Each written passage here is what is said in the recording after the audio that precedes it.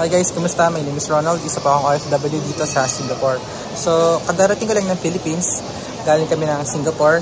So, i-share ko lang sa inyo guys yung travel experience and requirements. Actually, sobrang dali lang bumalik ng Philippines.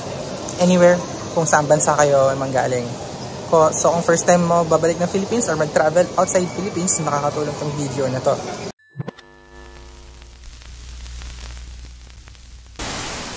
Welcome back guys. So sobrang luwag na pagbabalikan ng Philippines. Ang kailangan mo lang talaga basically is yung valid passport mo na 6 months and yung boarding pass or ticket na pabalik.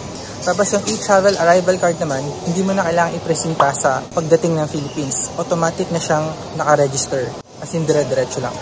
Kung Filipino ka, I suggest gamitin mo yung e-gate kasi madali lang yan. I-scan mo lang yung passport, boarding pass, picture, tapos lalagay mo yung sticker.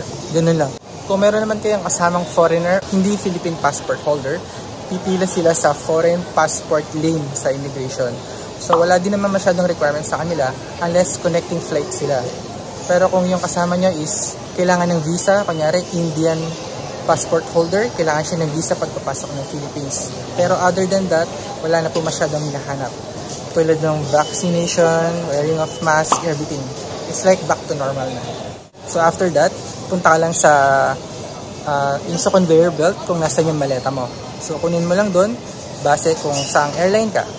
So pagkakuha mo ng maleta mo, diretso ka na sa customs, piliin mo yung you don't declare anything para hindi ma-confiscate yung pasalubong.